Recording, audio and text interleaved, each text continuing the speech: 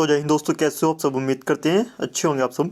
तो यहाँ पर आपका एक और नया प्रैक्टिस सेट आ चुका है आपका कोस्ट गार्ड के लिए। जो आपका कोस्ट गार्ड में साइंस के क्वेश्चन होते हैं उसके लिए आपका नेक्स्ट प्रैक्टिस सेट आप सभी के सामने है।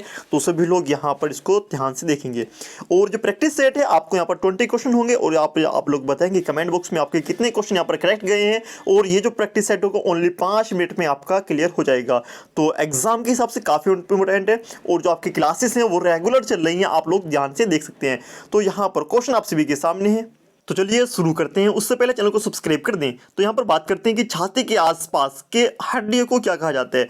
ठीक है, जो छाती के आसपास के हड्डियों को क्या कहा जाता है। तो यहाँ पर ऑप्शन आप सभी के सामने है और जो इसका कमेंट है वो कमेंट आपको नीचे कमेंट बॉक्स में कमेंट करना है इसका आंसर। ठीक है, तो यहाँ पर ऑप्शन है कि फ्रंटल टखने की हड्डी या रिब्स या फिर फीमर।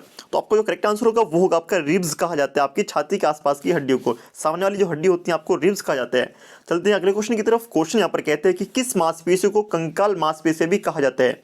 तो किस मांसपेशियों को कंकाल मांसपेशियां कहा जाता है। तो ये होगा आपके ऐच्छिक मांसपेशियों को। कौन सी ऐच्छिक मांसपेशियों को क्या कहा जाता है, कंकाल मांसपेशियां भी कहा जाता है। अगला क्वेश्चन आप सभी के सामने और क्वेश्चन कहता है कि नेत्र गोलक किस सेट द्वारा संचालित होता है। जो नेत्र गोलक है वो किस सेट द्वारा संचालित होता है। तो यहाँ पर ऑप्शन आप सभी के सामने 4 मांसपेशी, 6 मांसपेशी, 8 मांसपेशी या फिर 10 मांसपेशियां। तो यहाँ पर जो इसका करेक्ट आंसर होगा वो आपको हो जाएगा यहाँ पर ऑप्शन नंबर बी। ठीक है, 6 मांसपेशियों के द्वारा। चलते हैं अगले क्वेश्चन की तरफ। यहाँ पर क्वेश्चन कहते हैं कि वृषणों से कौन सा हार्मोन स्रावित होता है। तो वृषणों से कौन सा हार्मोन स्रावित होता है यहाँ पर आपको बताना था। और जो इसका करेक्ट आंसर हो जाएगा वो आपका होगा टेस्टोस्टेरोन। टेस्टोस्टेरोन आपका करेक्ट आंसर होगा ऑप्शन नंबर ए। चलते हैं अगले क्वेश्चन की तरफ। क्वेश्चन यहाँ पर कहता है कि निम्नलिखित में से किस गैस का उपयोग खाद्य पदार्थों को ऑक्सीकृत होने से रोकने के लिए किया जाता है।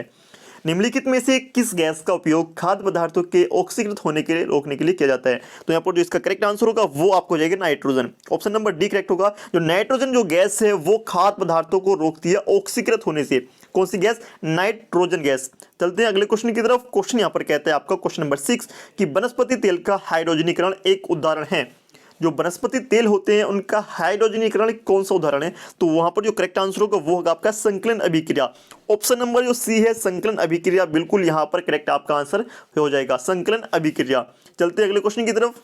तो नेक्स्ट क्वेश्चन आप सभी के सामने है और क्वेश्चन कहता है कि आपका आवर्धक शीशा होता है। जो आवर्धक शीशा है वो क्या होता है, एक उत्तल लेंस, अवतल लेंस या फिर उत्तल लेंस या फिर अवतल दर्पण। तो यहाँ पर आपको करेक्ट आंसर देने हैं। जो इसका करेक्ट आंसर होगा कमेंट बॉक्स में कमेंट कर देंगे सभी लोग और देखते हैं इसका जो करेक्ट आंसर होगा वो होगा आपका एक उत्तल लेंस। आवर्धक शीशा जो होता है वो एक उत्तल लेंस होता है। तो करेक्ट आंसर होगा यहाँ पर। और यहाँ पर चलते हैं नेक्स्ट क्वेश्चन की तरफ। आपको समझना जरूरी होता है कि ये जो लेंस होता है वो जो वाहन होते हैं उसमें पीछे का साइड से देखने के लिए भी इसका यूज किया जाता है। क्वेश्चन यहाँ पर आपका कि प्रकाशिक तंतु, जो आपका प्रकाशिक तंतु होता है वो किस सिद्धांत पर कार्य करता है। प्रकाशिक तंतु किस सिद्धांत पर कार्य करता है। तो ऑप्शन आप सभी के सामने, जो इसका करेक्ट आंसर होगा वो आपका हो जाएगा ऑप्शन नंबर बी, पूर्ण आंतरिक परावर्तन के सिद्धांत पर कार्य करता है। कौन से सिद्धांत पर, पूर्ण आंतरिक परावर्तन सिद्धांत पर कार्य करता है। क्वेश्चन यहाँ पर पूछता है आप सभी से कि निम्न में से कौन सा परजीवी नहीं है। कौन सा परजीवी नहीं है। तो यहाँ पर आपको इसका आंसर देना है। जो आपका यहाँ पर घरेलू मक्खी होती है वो परजीवी नहीं होती है। आप सभी को पता है परजीवी क्या होते हैं, जो दूसरों पर निर्भर होते हैं। तो जो परजीवी नहीं है, जो आपकी जू होती है या फिर मच्छर हो या फिर किलिनी, वो किस पर निर्भर करता है, वो निर्भर करता है दूसरों पर। जू होगी सिर में होगी, मच्छर होगा, ठीक है, दूसरे का खून चूसेगा, इस टाइप से काम करता है। यहाँ पर किलिनी भी ऐसी होती है। तो ये सब परजीवी है और यहाँ पर घरेलू मक्खी परजीवी नहीं होती है। चलते हैं अगले क्वेश्चन की तरफ। क्वेश्चन यहाँ पर कहते हैं कि डायलेक्सिया किससे संबंधित है। तो यहाँ पर जो इसका करेक्ट आंसर होगा वो आपको हो जाएगा बेमेल अक्षरों को पढ़ने में कठिनाई से संबंधित है, डायलेक्सिया का। चलते हैं नेक्स्ट क्वेश्चन की तरफ। क्वेश्चन यहाँ पर आप सभी के सामने है कि क्वेश्चन कहता है यहाँ पर इको मार्क किससे संबंधित है। इको मार्क किससे संबंधित है। तो सोना उत्पादन से, खाद्य पदार्थों की गुणवत्ता से, पर्यावरण से। तो यहाँ पर आपको आंसर देना है और जो करेक्ट आंसर होगा वो होगा आपका इको मार्क संबंधित है आपका पर्यावरण से।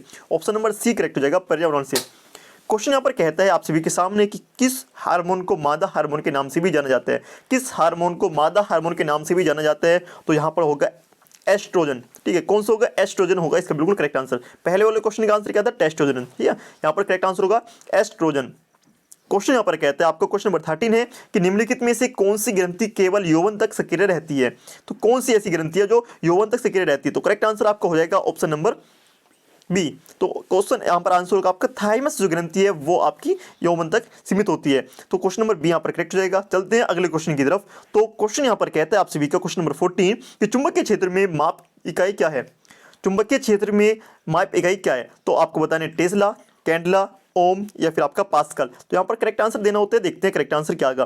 तो जो टेस्ला होता है वो चुंबकीय क्षेत्र का इकाई होती है, ठीक है। तो आप लोग बताएंगे जो चुंबकीय क्षेत्र है एक टेस्ला बराबर किसके बराबर होता है, आपको यहाँ पर आंसर देना है।